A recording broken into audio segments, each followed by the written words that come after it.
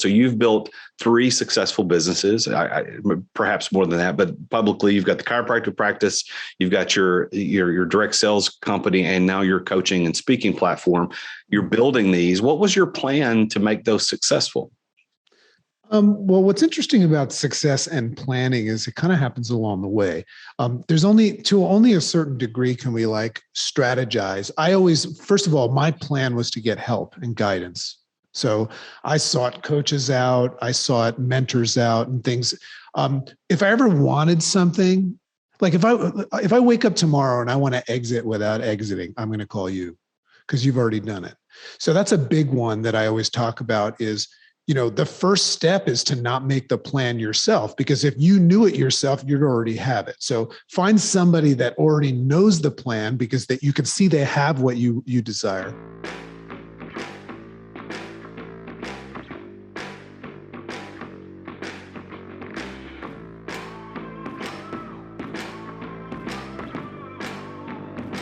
In today's ultra-competitive business world, being a successful entrepreneur or business owner can be very challenging. Fortunately, contemporary times have blessed us with resources for tackling those challenges and getting us to success more quickly than we could have imagined. Welcome to The Root of All Success with the real Jason Duncan, a podcast that explores how the world's most powerful entrepreneurs grow incredible companies. This podcast looks at the 5 keys to unlocking success as an entrepreneur. A successful educator turned entrepreneur, Jason's mission is to use his gifts of teaching and leadership to help others get the results they want out of life. Join Jason every week and learn the keys to grow a truly successful business. Welcome back to the show. This is the real Jason Duncan. What an honor. What an honor that you're here today. Thank you for choosing to take a listen to this show, whether you're driving to work, walking the dog, walking on the treadmill, or just cleaning the house, whatever it is that you're doing. Thank you for taking the time to pop in the earbuds and listen. I got some new earbuds for Christmas not too long ago, and I listened to my podcast on my new Pixel Buds and enjoying that. So whatever you're listening on, thank you. If you're watching on YouTube, remember you can watch this at youtube.com/TheRealJasonDuncan, and you can watch me and my guest today. I've got my guest coming from the state of New York, and here I am recording from my home office in Tennessee, just north of Nashville. And so our guest, JC Dornick, is going to be joining us by Zoom here in just a minute. But let me do a couple of preliminary things. First of all, I want to say thank you to the C-Suite Radio Network for keeping us syndicated on all podcast players and putting us out into an audience like you so that you can find us. We are growing. Our listenership is growing. Unique listeners are growing. Our 5-star ratings are continuing to go up. Our subscriptions are going up. And that is because you give us awesome guests. You audience members reach out and say, hey, you should have this person on your show. Thank you for introducing me to some great people. And if you have somebody you want to introduce me to, go to therootofallsuccess.com. And there's a button at the top of that page that says apply to be on the show. Just recommend somebody to be on the show. Maybe it's you. Maybe you're that successful entrepreneur that we need to have on the show to talk about your journey to success. So thank you. Thank you very much. I appreciate it from the bottom of my heart. I love doing the show. So let me introduce Dr. JC Dornick, otherwise known as Dragon, to the show here in just a minute. I'm going to welcome him in just a second, but let me tell you a little bit about him. We met, and we'll talk a little bit more of this in the show, but we met at a conference where he and I were both guest speakers at a conference in Denver, Colorado back in September of 2021. And we hit it off, and he ended up inviting me on his podcast. I invited him, of course, onto my podcast, and he's got a great story. He started off in life becoming a chiropractor and built an amazing chiropractic practice. He became the co-founder of a worldwide humanitarian organization that serves the third world. He even won awards such as Humanitarian of the Year. And he built an amazing practice. But the problem was with his practice is that he was working over 100 hours a week. He was over 80 pounds overweight. He wasn't paying attention to his family, and he wasn't paying attention to the things that mattered most in his life. And he found himself at a crossroads. And in walks a person he'd never met before into his practice and introducing him to a new business idea that he would have said no to a million times but this time he said yes to. And it completely changed his life yet again. And he goes on to build another very successful direct sales organization and ends up giving away his practice. Yeah, he did. He exited the wrong way. And he's going to talk about that on the show today, but he built an amazing business again that gave him the means and the ability to travel the world and do great things. And he's going to tell us a story about how he met his wife, Mika, and how they're working on adopting a brand new daughter into their family right now. Dragon frequently takes the stage and speaks to live audiences, upwards of 11,000 people. And he travels the world when they can, of course, the pandemic notwithstanding, creating memories, seeking to give an adventurous experience to himself and to his family.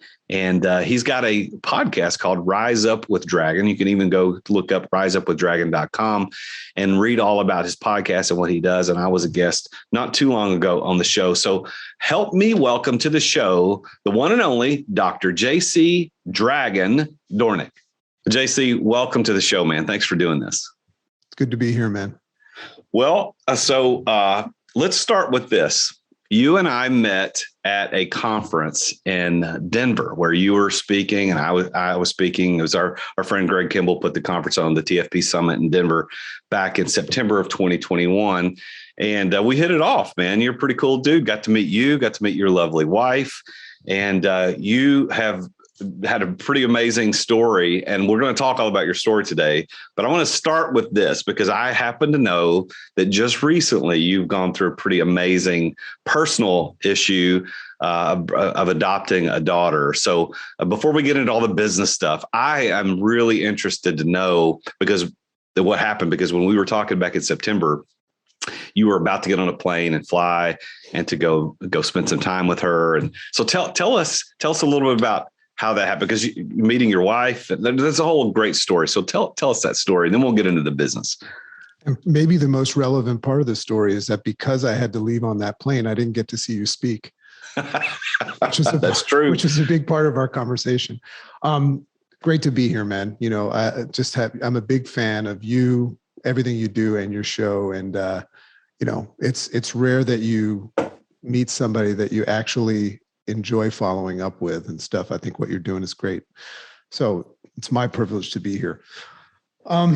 So, you know, it's a little bit of a long story, but, you know, you mentioned this adoption. Just real quick version of it is I was previously married and was single for about 7 years. And, you know, that's an interesting story as it was. But let's just say I was really bad at dating.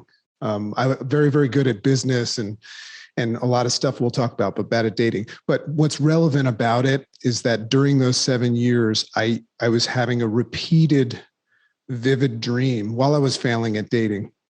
I was having a dream all the time that I had a daughter, and it was about specifically this one specific girl at all phases of her life, you know, an adolescent baby, walking her down the aisle, the whole thing. Now I have 2 boys, big boys, but I don't have a daughter. But in my dreams, once or twice a week, and it was a pleasant dream, I was having a dream. Now you don't tell people you're dreaming about a daughter, a little girl. So no, you don't do that. As you can imagine, this was my little secret, but it was a pleasant dream, which is another thing you don't tell people about, right? So, but you get the picture. So when I met who I call Chicken, my wife, Mika, we met on an online app. And the reason why I did that is because I didn't want to date people that knew me after I got off a big stage, right? So we hit it off immediately, her and I, and things moved really, really fast. She was the one. But what's relevant in the story is there was a day where she said, "Hey, listen, we're moving very fast, and I want to make sure you know some things about me." Now that's an interesting thing to hear from a woman, you know, but, and I know you'll resonate with this, but when you truly love someone, you're going to accept anything. So I said, "Lay it on me." So she says, 2 years ago, my sister passed away, which was a very sad story, tragic story. And she said, "But you need to know that she left behind a little girl and I'm adopting her."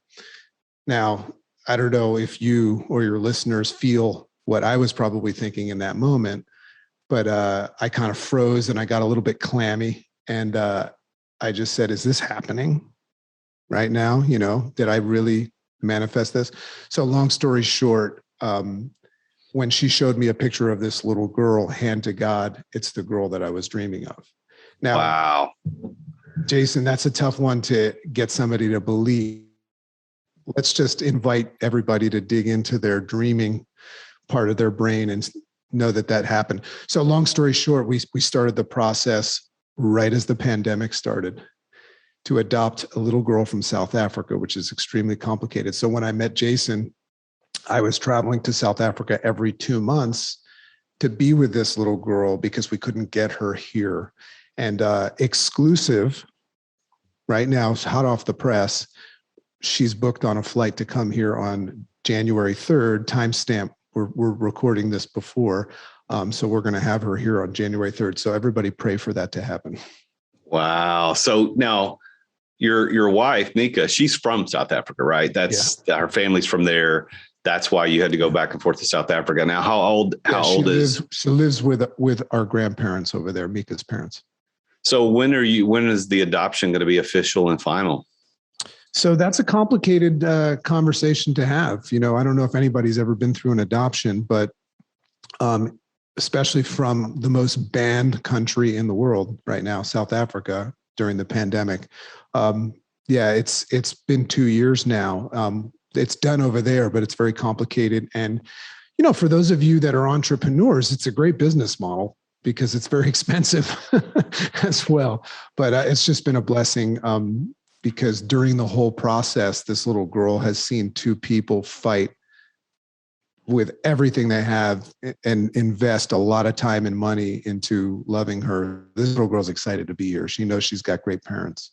Wow. Well, congratulations to you and to her and to Nika, because, you've got other children, right? Children biological, but when you choose a child like that, that's a special experience. I've got family members who've adopted. I've got friends who've adopted, and I've walked through those things with them before. And my wife and I were foster parents for a short time during our married life, and we understand what that's like. So congratulations, and thank you for going through and committing to that. And how cool is the story that you dream of this little girl and then meet this woman that you'd never met before on an app. And then she's like, well, by the way, I've got this little girl I'm adopting, and it's her. That's a God thing, man. So congratulations to you for following through and being receptive to all that. Appreciate it. So now let's tie this into entrepreneurialism. We're not going to talk about how to get into the adoption racket, even though there's a lot of money in it. A lot of money in it, yeah. But adoption is very expensive. I know that, without giving away too much, I have some family members that adopted a newborn and several years ago, and it was a very expensive endeavor for them. And it was an American citizen, right? It wasn't even in a different country. It was an American citizen, and it was willing. The whole thing was planned. I mean, it was like but it was very expensive to the extent that they had to sell stuff and they had to really make arrangements. But you being an entrepreneur and a successful one at that, which is why you're on the show, the root of all success, is you have the means. You and Nika have the means to be able to pull this off. Right. So let's talk about your start as an entrepreneur, and we're going to catch up to where you are today. But what's the origin story of JC, or Dragon, as you are sometimes called? What is the origin story of your entrepreneurial journey? Well, what an interesting question, because, the first job I ever had was working at Piggly Wiggly at an amusement park, before they had cash registers. And I remember I used to get roughed up by some inner city kids to put like a $20 bill under some French fries when their friend came up to order, So that was the first job I ever had. And I think I made about $3.50, and I thought I was rich. But the first time I ever started dreaming of like supporting a family and going big was when I made a decision to be a chiropractor. And that had a lot to do with the way I was raised. Both my parents are professional athletes. So, my dad was an Olympic skier, and my mom was a professional tennis player. Interesting stories there. But I was raised in a natural, holistic way, non-medical, very like if we had strep throat, my mom would like dance around us and give us a cup of water and hug us, So chiropractic was very, very big in our family. So I was enamored by what probably was my first mentor, and I became a chiropractor. And I always had a drive inside of me, Jason, that, Martin Luther King refers to it as a fierce urgency of now. Like I always just for some reason went after things, which could be dangerous if you go after something that has the wrong structure and model, right? But chiropractic was what I chose. I was enamored by my mentor, and I created a very successful practice that helped a lot of people. And in what most people would call success, I made a lot of money. But what I didn't know back then is that there was something more important to me than money, and that was quality of living and being a family man. So I found myself trading my work and my drive to succeed for my family. So that's why, I've got a great relationship with my ex-wife, because we have a very good understanding of how it screwed up. But I just wasn't home. I just, for whatever reason, thought that my whole role in life was to bring in the dough. And I think a lot of people can resonate with this. So I was good at bringing in the dough, but I was not being a good husband and a good father, so. Well, why do you think that's such a common thing for entrepreneurs? Is it part of the DNA of people who become entrepreneurs in general to do that? Because your story is not unique. I mean, there's so many people who do the same crap as entrepreneurs. People who are listening to this show right now are doing the stupid stuff, that they're not spending time with the things that are most important in their life. They're chasing somebody else's dream. They're not chasing their own.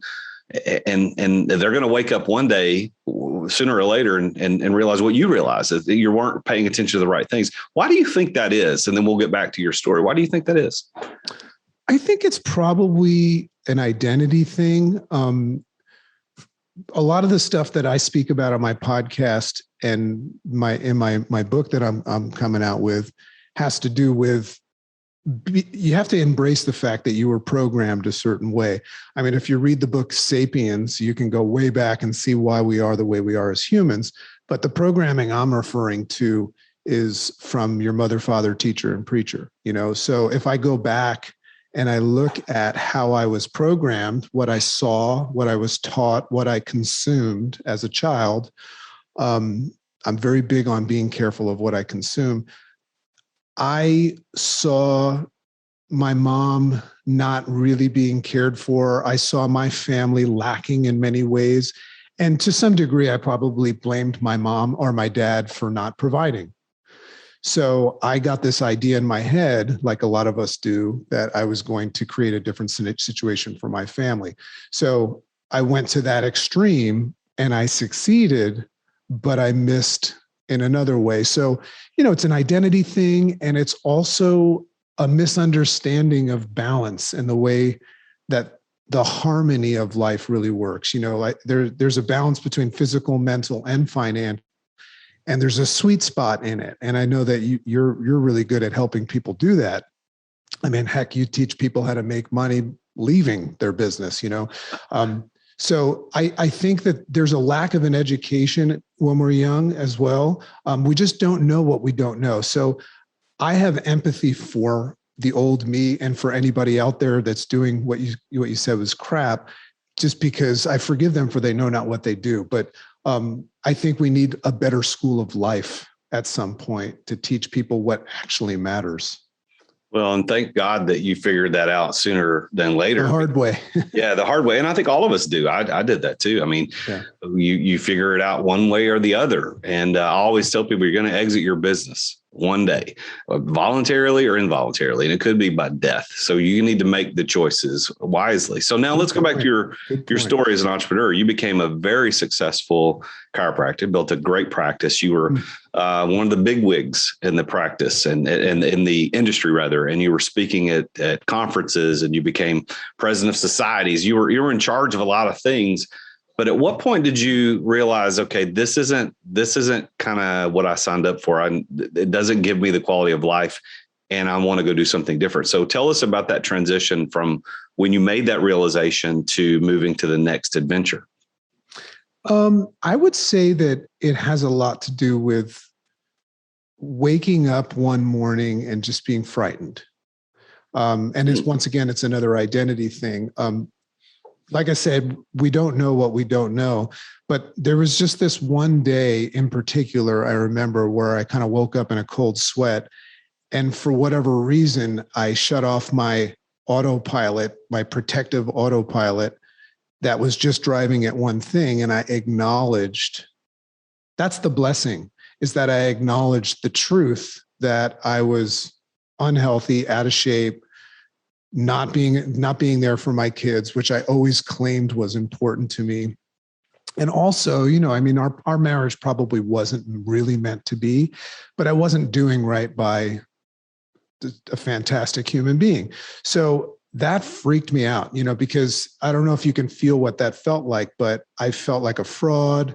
I felt like my life was out of control. And when I did a quick little assessment of the forecast of where I was going to be in 5 to 10 years, I could see that I was probably going to be dead, because I was not stopping the forward momentum while I was not taking care of what mattered most. And I was losing everything that really mattered to me. So I just realized, and how do you stop that momentum when you're so scared about the continuous growing of the machine? Because as you know, you make more money, you spend more money. And I never had enough money, and I still don't. Right. But yeah, it was a scary thought. But it was that fierce urgency of now that I talked about before. It's where I all of a sudden got confronted with something that I had to address no matter what. And that's when I flipped a switch and I said, I need a new business model. Yeah. And what was your action point at that action step then? Did you decide to put the practice up for sale? Did you decide to exit the practice without selling it? What was your action once you made that realization? I wish that I was coaching with you at this time, because what I did was fun to listen to as a story, but it was pretty stupid. So all I did, my first action step was I created space for change, right? Which is a big step. It's one thing to want something, but I had to create space for it. And I believe, and I prayed for it, and I created space for it. And somebody came into my life at that time, and for whatever reason, I noticed it. I believe if they came in a day earlier, I might not have noticed it. I might have shut it off because I was so good at building walls. And long story short, this guy walked into my office and he pitched me on something that 100 times I would have said 99 times no to 1 yes. But it was timing, and it was my openness. I was in a curious exploratory phase where I needed change. So he was about this new idea of, having somebody coach me through a health program, which I needed. I was 80 pounds overweight from all the stress because I wasn't taking care of myself. So I initially embraced the idea of getting healthy, but then he unveiled this business model that I would have said no to every time. It was direct sales and network marketing, which I made fun of most of my life. But that day, I don't know if it was just a heavenly thing, but it just, like I always say in my glasses here, it made sense. So I embraced it. But the number one thing that I saw in this particular model was that I could work from home virtually and spend more time. So that was my priority at that time. So I just embraced it, and it turned out I was really good at it. And at the same time, the company just exploded into oblivion. And I went on an interesting ride for the past 15 years. So what did you do with your chiropractic practice? So about 5 years into this business. So in the beginning, it was very messy because I was working about 80, 90 hours a week in chiropractic, which is behind the scenes what it takes to be ultra successful in healthcare, unless you duplicate yourself, which is really tough, very tough business model, healthcare. So actually, we were talking about how that industry needs you. So I was sleeping less, I when everybody else was asleep, my light was on. That kind of visual. I got messy for about 5 years, built this as a side hustle, but then I started making real money. So I was probably working easily over 100 hours a week, burning the midnight oil. But once I started making money with this, I started worrying less about that, which is a good and a bad thing. So I started to take my foot off the gas of my practice, which made my numbers go down, which I didn't care about anymore because I was making great money here. And this is an interesting transition that a lot of entrepreneurs might go through. Yeah. The problem with the numbers going down is I also progressively started to care less about this business that I took so long to build. So when it came time to me evaluating that I did not want to spend any time, because it was a bad business model, the amount of time I had to spend to make money compared to what I was doing now. I was leveraging a 20-hour work week to make more money than I made as a doctor. So it got to the point where I was this is the crazy part. It got to the point where I was so fed up with, as we say in New York, humping ass. I was working really hard. I had this one day where there was this young chiropractor that was working in my office, and I just gave him my practice. Wow. I actually, and the reason why, Jason, is because I didn't want to even deal with selling it, because money meant something. I was a free man now. I was going to all the ball games and being there and going on field trips and stuff. So I just completely didn't even see the excitement of selling my practice, and I gave it to somebody, and he thought I was nuts. And I don't regret it, to be honest with you, because I'm fine, but it was probably a stupid idea. Well, your maybe a bad decision from your perspective ended up being a huge blessing to him and his family, I can imagine. Good point. Right? Good point. Yeah. So all decisions, all things work together. Or he could be overworked right now and divorced. Who knows? You don't know what happened. You don't keep up with it. I don't go back to that well. I don't fish in that pond done anymore. Dr. JC out. Yeah. Dragon in. So when did this persona, this brand begin its life? We're going to take a break from our show right now to bring you our sponsors. All right. Thanks for listening to our sponsors. Now back to the show. What's interesting about it, and this is a fun thing for listeners to think about. If you look at my logo, it's a D, which you and I share in common as well. That's right. Our initials. But the D shows a transition from old to new. There's a chasm there.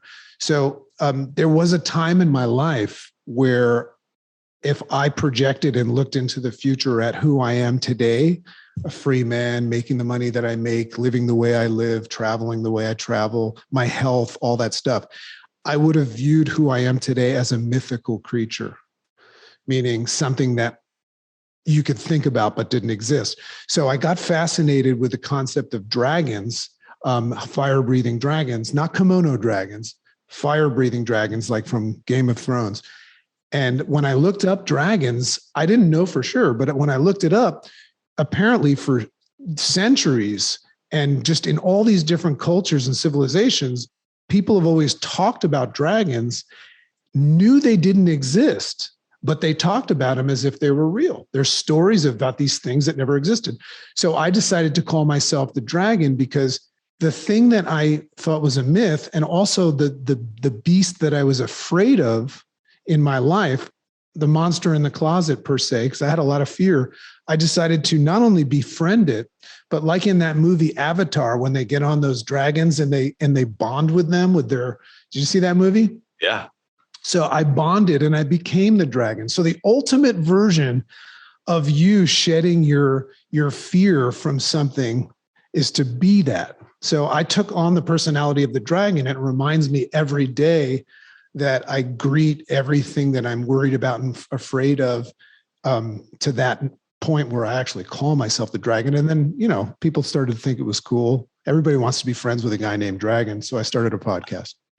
So now you've got a podcast called Rise Up. The podcast is called Rise Up with Dragon, which started about like 8 years ago. I started a model morning. I read Hal Elrod's book, Miracle Morning, and I started my own morning, which I called Rise Up Great Day Morning.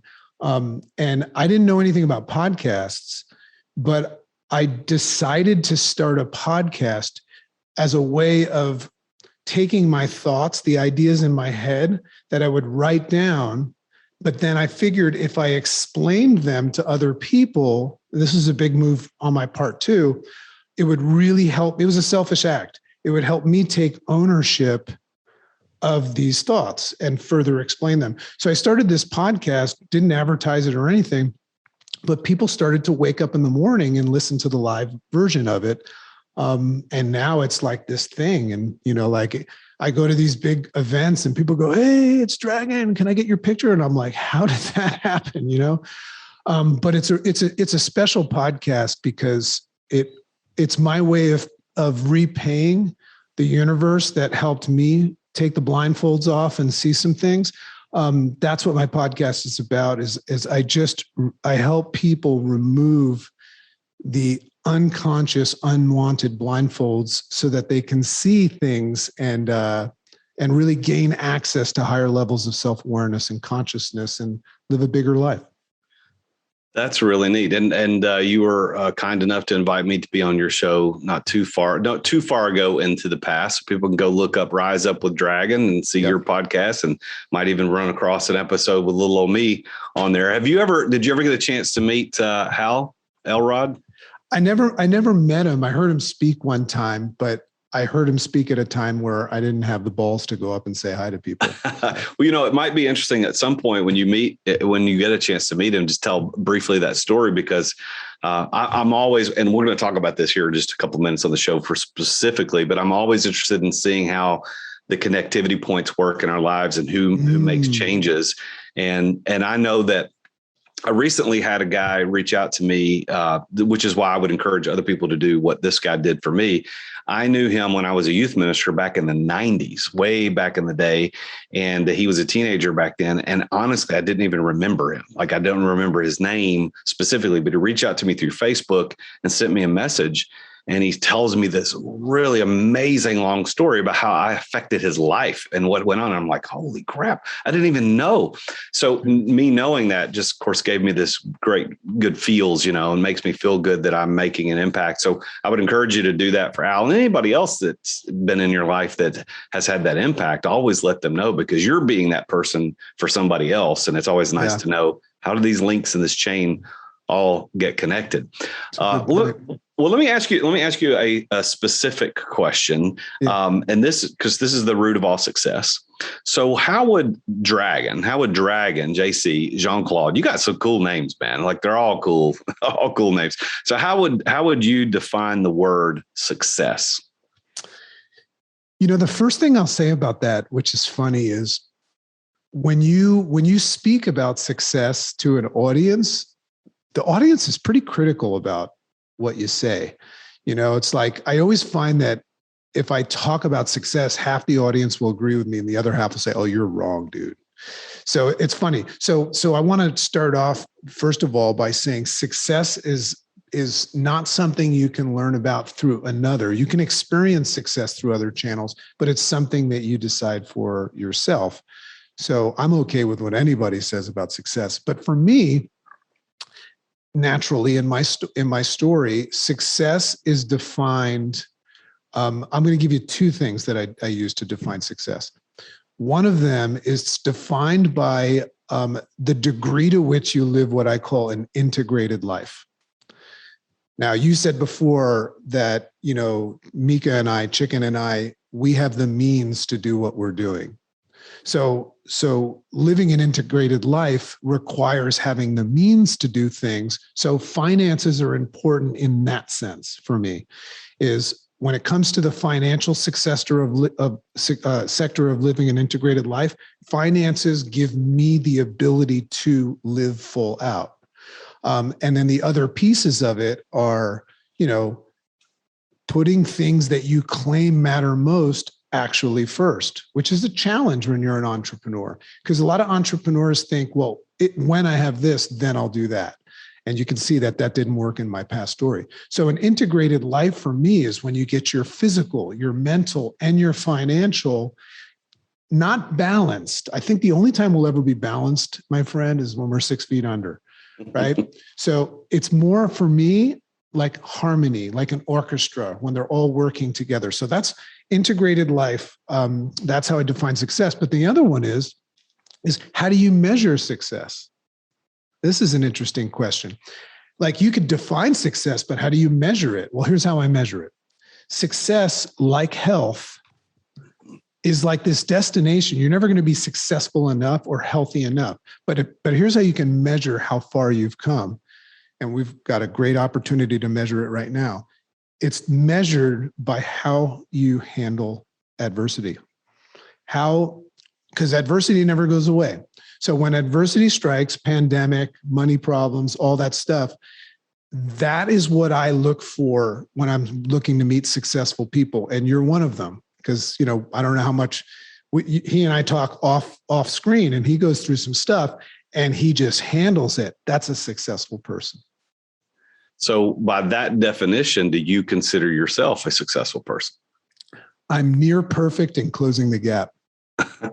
I love it. I love the confidence. And you know what? You used a couple of words that I wrote down and take notes when people are talking on the show, because I get some really good golden nuggets. But I love integrated life. That makes so much sense. But here's the word that you said that I really like, is use the word harmony.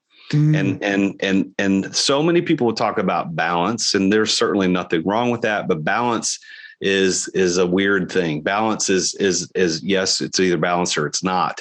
It's a binary, one or the other, black or white. Where harmony, there's so many different types of harmony. There's 2-part harmony, 3-part harmony, 4-part harmony. You could even go into different cultures, and there's different types of harmonies in different cultures. Harmony is Greg Kimball's here. He's going to tell us everything we're wrong. Yeah. So harmony is defined by the song that's being sung. It's not necessarily the thing that's, it's not true for every person. And I love that, because I'm a rhythm person versus routine. Or how Elrod, you mentioned earlier in his book, talks about, morning routines and blah, blah, blah. I never was on that train, because to me, routines are something, it's a black and white. If I don't do it, I feel guilty. That's just me. That doesn't mean everybody's got to do that. So I started to use your term, integrated life. Well, how do I integrate that concept into the way I live?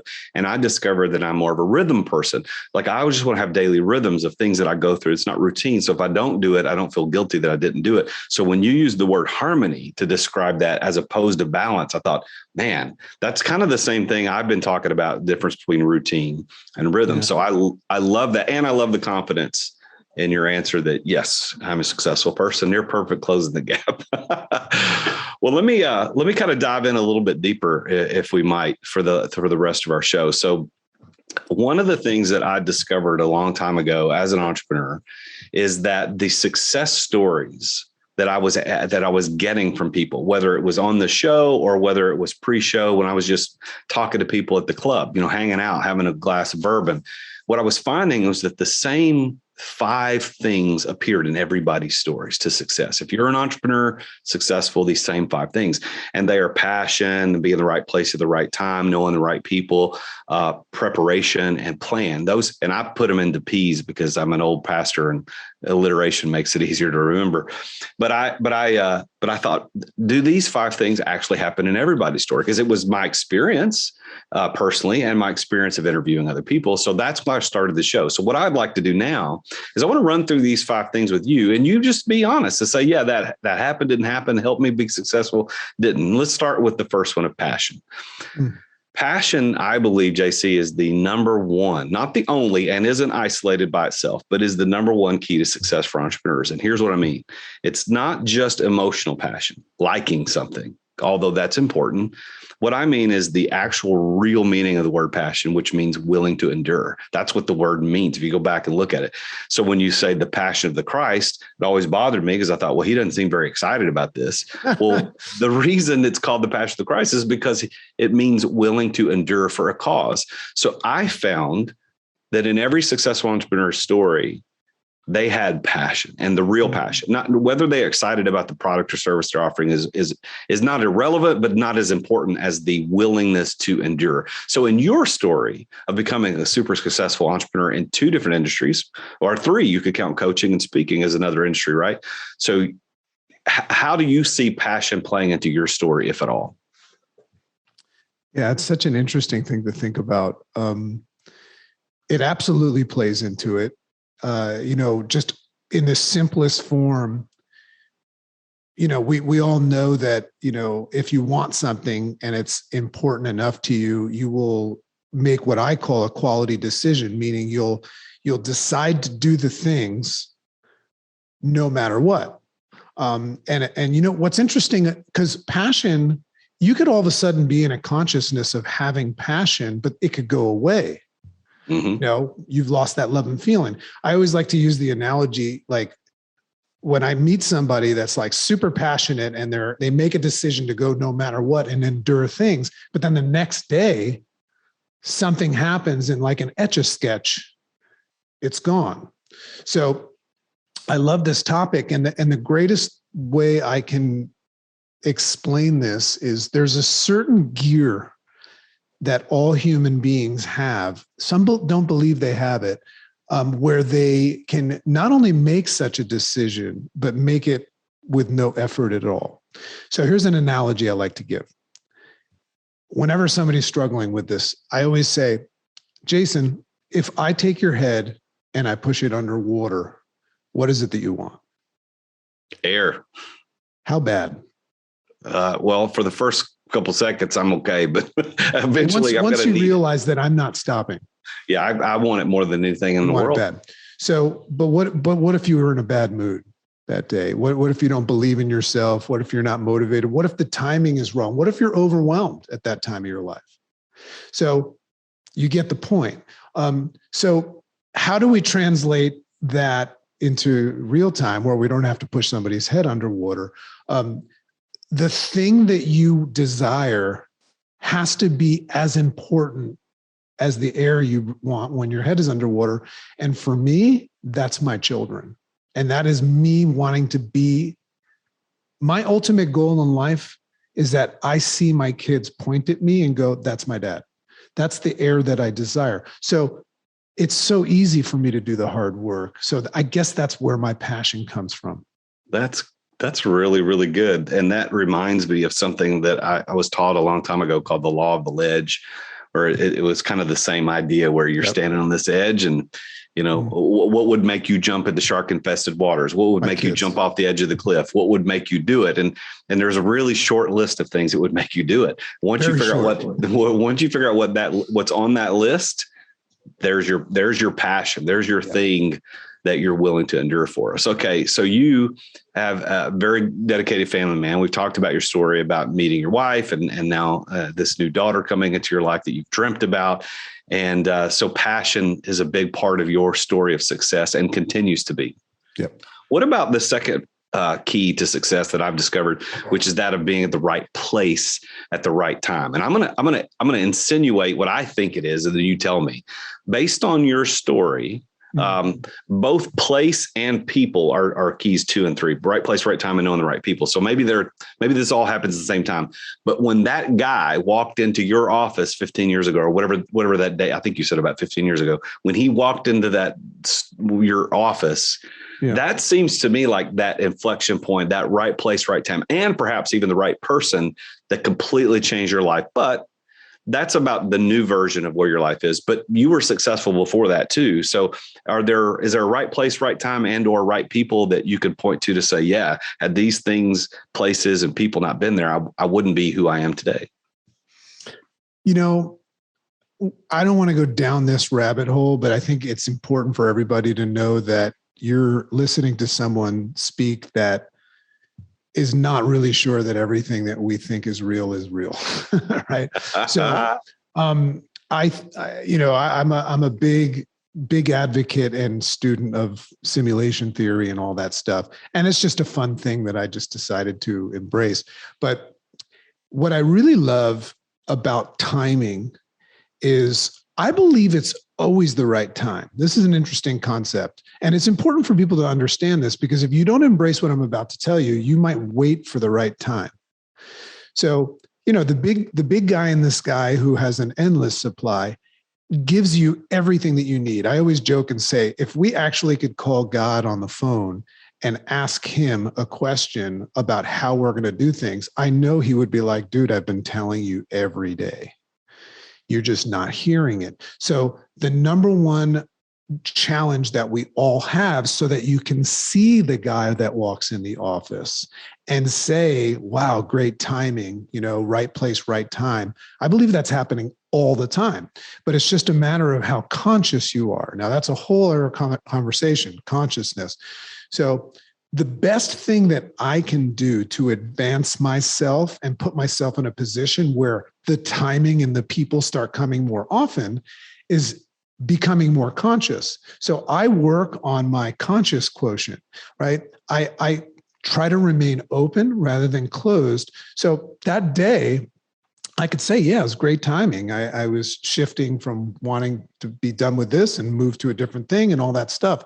But I believe I was like that all the time, just closed-minded to it.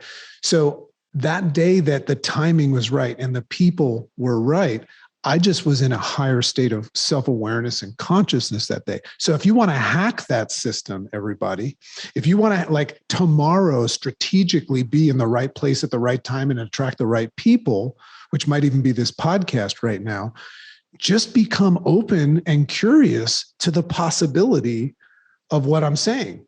Because if you're closed-minded to it, you might, it's called waiting for Godot. Do you know that fable? No. There's a story, look it up sometime. There's a story of these two guys waiting for their friend Godot to show up. And at the end, he never shows up. So waiting for Godot means waiting for something that never happens. So I think a lot of people, Jason, will spend their life waiting for the right time. You create the right time by becoming more conscious.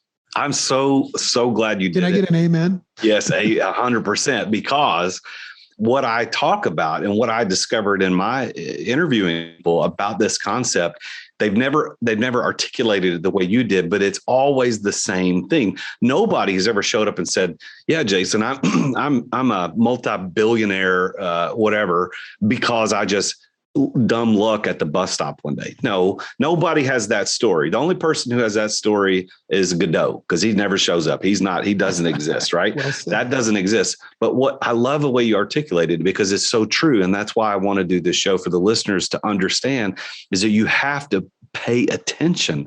The timing is up to you. And if you're just waiting for dumb luck to happen, if you're waiting for the right person to walk in and knock on your door, you're never going to see it. You've got to put yourself in these places to do it. So I love the way you articulated it. I agree with you that I think that our Father in heaven is always seeking to give us good gifts. We're just too blind to pay attention to them most of the time. Well, you know what the two greatest gifts he gives you every day is your eyes. That's right. When you open them. I love it. Well, let me ask you about the last two of the 5 keys of success. So we got passion, we got being in the right place at the right time, we got knowing the right people. And by the way, we didn't get into this, and if you have a story, I'd welcome you to share it. Is that sometimes the right people are negative influences in our life. So they're push us in they're negative influences, they push us in the right direction. But the fourth key I found was that of preparation. In other words, having the know-how to pull off what you're able to pull off. And I'm going to go back to your story, and I'm going to go back to what you talked about at the beginning, is that you grew up in a health conscious family. You had snowboarders, skiers, professional tennis players, chiropractic, the whole dancing around you when you had strep throat. Your preparation to be a more holistic doctor in the chiropractic field was really, the preparation came as a child growing up in that family. Had you been growing up in a family who ate TV dinners in front of a Wheel of Fortune every day and didn't ever exercise, you probably wouldn't have been a successful chiropractor or entrepreneur. So what do you think about that? How preparation played into your story of success? Well, just quickly on the childhood thing, what's interesting about childhood is you don't have much say in it. So my theory, and a lot of people that are below the line and victims of their childhood are going to want to rip my head off, but that's the glory of the podcast. You can't. I believe that we're all prepared for life no matter what our circumstances were, whether you were living homeless in the streets or you had a silver spoon in your mouth. All of that stuff is, remember, simulation theory here. This is a video game here, folks, in my mind. But I believe that your programming is there for a reason. If you had a really crappy childhood, you'll see how that will serve you later on. If you had a blessed childhood and you hit a wall one day, you'll see how that will serve you. But here's the best way that I can answer this question. So one of the just all-time greatest quotes that I use often is, who you are determines how well what you do works. So think about that for a second, because in the entrepreneurial world, when an entrepreneur sets its sight on something and it's sexy like air, what they have a tendency of doing is going to work to get that. They say, my fundamental decision is to have this. These are the things that will leverage that into existence. So I'm all in with that. But if it doesn't work, if you're speaking to Jason Duncan and you're getting all the coaching that you need and you're not succeeding, my question is, are you the right person for the job at this time? So when it comes to self-development, personal growth, and this is something that I think that I facilitate in my podcast, is I help people with self-discovery, self-development and personal growth to become who they need to become to effectively do the do to have the have. So be, do, have is the sequence. Who you be determines how well what you do facilitates what it is that you want to have. So yeah, of course. So what's the value, Jason, in me becoming physically, mentally, and financially more successful, as we said? Well, I believe that it's preparing me to effectively advance to the next level. Yeah. So all this stuff that we're doing right now, working on, it's not for today or for tomorrow. It's to prepare you to effectively move to the next level. So in my opinion, whatever happens to me, good, bad, it's all part of that journey. It's all good. When people say, hey, Dragon, how are you doing? I go, it's all good. Make sense? It makes more than sense.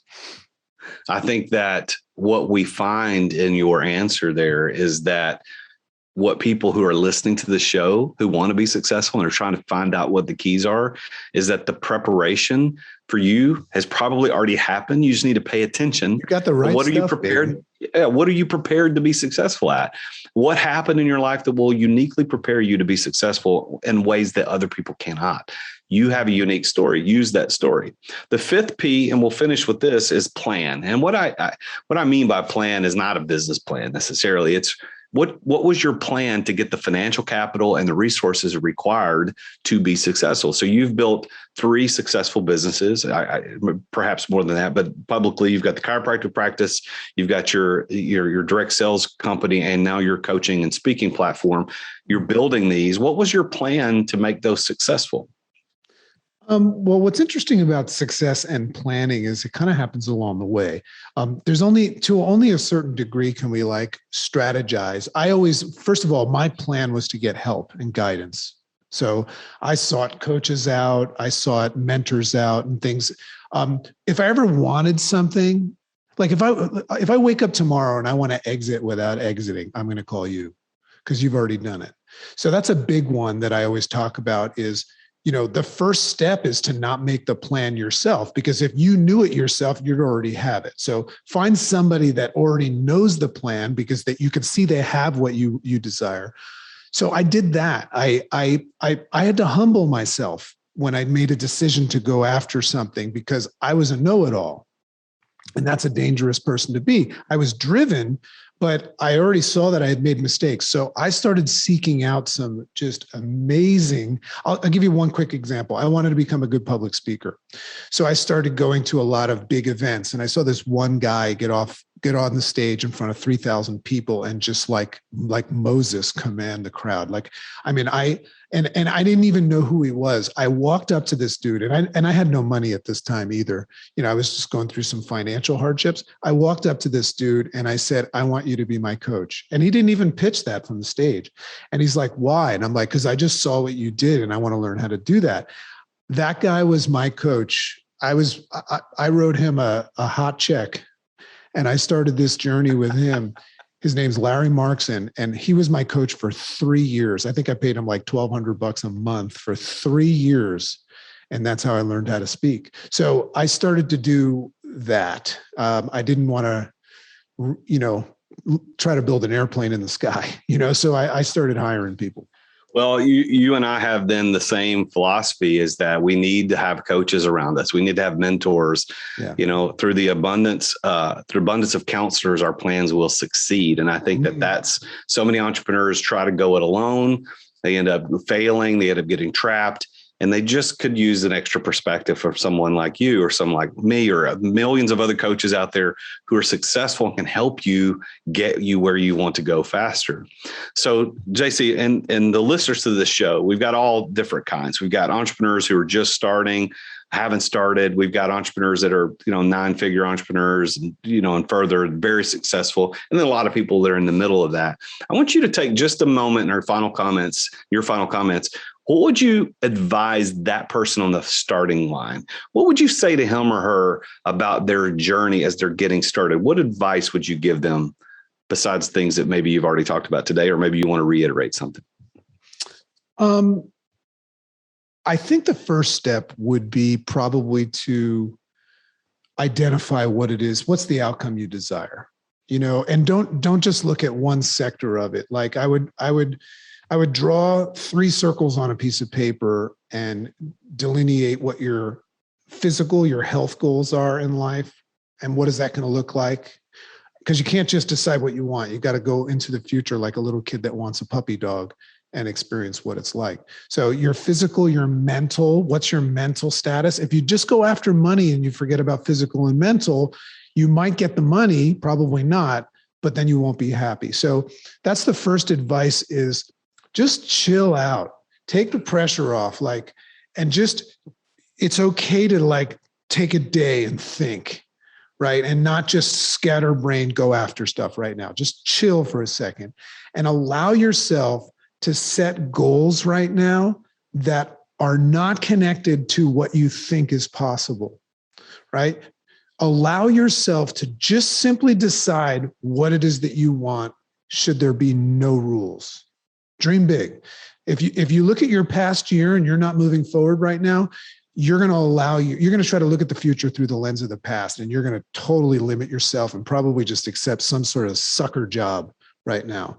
Allow yourself to just have fun and dream big, right? Which is a lot easier when you have a coach. So once you've done that, I think a really, really important step, and I teach this in what I call my interface response system, is learn how to delineate 2 things. Learn how to delineate things that matter, and things that matter are things that matter, but are also things that are in support of the bus moving forward in those 3 sectors. Delineate what matters and what doesn't. So if something comes at you that is in no way, shape, or form in support of your bus movement, just like a bouncer in the front of a bar, that person's not on the guest list, they don't get in. So the second thing that I encourage everybody to learn how to do, and I say learn because this takes years, and start the process. Learn how to delineate the difference between things that are in your control and not in your control. That's the best gift I can give any of you. I'll challenge any of you right now. If you're feeling angst, anxiety, frustration, anger, depression, those things are connected to you trying to control uncontrollable things. Yep. If you can learn how to identify things that are out of your control, and more importantly, say, what can I do? What can I guarantee that I can do that leverages the bus moving forward? You are going to succeed. You do that with consistency and discipline, get mentorship and accountability. There's no way you can fail. The only reason people don't reach the mountaintop, it has nothing to do with how many seats are available up there. There's a seat for everybody at the top of the mountain. Jason's at the top of the mountain and he looks around and there's gazillions of empty chairs. And those are your chairs. The only reason you're not up there is because you're allowing stuff that doesn't matter to distract you off your path. So if you can learn those two skill sets, you can decide. Remember, simulation theory, this is a fantasy. You can have a good day or a bad day today. It's your choice. But once you decide what you want, and you might decide to have a bad life, you can get that too. But once you decide what you want and you can practice those two skill sets, what matters and what doesn't, what's in my control and what's not, there's nothing stopping you. I don't care who you are. The greatest, most successful people in the world started off as people that nobody believed would do anything. I think Dr. JC dropping some bombs. I think that the Dr. Stephen Covey talks about shrinking your circle of concern, which is exactly what you're talking about. You know, we are too concerned about too many things. We need to shrink our circle of concern and expand our circle of influence, our sphere of influence. So, JC, this is fantastic. Thank you for sharing your perspective on success today, sharing your story. How would people get in touch with you if they want to reach out? You know, the easiest way, there's so many different channels, but the easiest way is if you like anything that I said, just go listen to my podcast. It's free. It's called Rise Up with Dragon. You can go listen to me interview great people like Jason Duncan. I have a website, riseupwithdragon.com, and you can connect with me through there. The best way to interact with somebody like me is to come as you are, physically, mentally, financially, whatever your reality is. That's the conversation I like to have about you, where you are. And, you know, whether it's my podcast, whether it's, you know, my guidance, my programs and stuff like that, if they're a fit for what you need, if that's a vehicle that gets you out of the rocking chair and moves you into town in a car, then I would be happy to show you the way. All right. Well, check out riseupwithdragon.com. Look him up on any podcast player, Rise Up with Dragon. It's JC Dornick, otherwise known as Dragon. So, JC, it's been an honor to meet you, and I look forward to staying in touch with you over the next years and continuing to build up one another as we kind of try to make the world a better place. And best of luck to you and Nika with your new daughter in 2022 and getting that whole thing settled. And hopefully she's home soon and everything's 100% on the books, ready to go. So thank you for being here today, man. Thanks so much, Brody. What a privilege. Wow. Well, there you have it. Another amazingly successful entrepreneur, JC Dornick, sharing with us his story of how he became a successful entrepreneur. And as you can see, we go through these 5 keys of success every single week, how to be successful. Every entrepreneur's story has these similar keys that were used to unlock success of being, having passion, being in the right place at the right time, knowing the right people, being prepared, having a good plan. And as he talked about in the simulation, as he talked about it with us today, is that you have to just pay attention, open your eyes. What is it that gets you up in the morning? What is in that short list of things that would make you want to do anything? Passion. What are you passionate about? Are you putting yourself in the right places in the right times in front of the right people? You've got to pay attention to where those things are. It's not going to happen by dumb luck. And as far as preparation goes, like you said, what are you uniquely prepared to do that will make you successful? Pursue that. Go in that way and you will be successful. And then as we talked about, put together that plan to do it, but understand that you're going to need to adapt. Things are going to change from time to time. So this show is dedicated to helping you as an entrepreneur figure out how to unlock success for yourself by listening to stories of people like JC or Dragon and how he has done that. So I want to give you an opportunity. He talked a little bit about on the show today about how I teach people how to exit. He talked early on his show, in our show today, about how he exited his company and he just gave it away because he really didn't know what to do. But he could have had a better story. He could have had a better story for him, had a better story for his practice had he done what I teach. And he admitted that, right? And he doesn't regret it, but it is something he admitted. What about you? As we start off 2022, what are you doing to get yourself prepared to exit in a good way? I actually take people just like you through a 90-day program. I do live coaching to show you how to exit without exiting, how you can actually exit daily operations of your business without selling it to a third party, or like JC did, giving it away. You can continue to keep that cash flow, keep the tax benefits, keep business ownership as part of your portfolio, and you can move on to new and bigger adventures without having to sell the company. Now, you might be saying, Jason, I do want to sell my company. Okay, that's fine too. I will show you in these 90 days of the Exit Accelerator how to prepare yourself to get to that exit faster. That's why I call it the Exit Accelerator. If you want to learn more, go to exitwithoutexiting.com. That's exitwithoutexiting.com. And if you haven't yet followed me on LinkedIn or Instagram, you can look me up at The Real Jason Duncan. Once again, thank you for listening. Thank you for subscribing. Thank you for watching on YouTube, wherever you engage with the podcast. Thank you very much for being here today. I do this show for you and for your benefit. So I appreciate you taking the time to listen. Well, tune in again next time when I talk with yet another very successful entrepreneur about his or her journey to success. Until then, I am The Real Jason Duncan, and Jesus is King.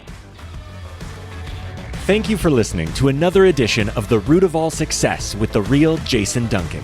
If you've enjoyed this week's episode, we invite you to visit therootofallsuccess.com to access the show notes and other helpful resources. Take charge of your business. Grow it from great to incredible. Join us again next time here on The Root of All Success. This podcast is a part of the C-Suite Radio Network.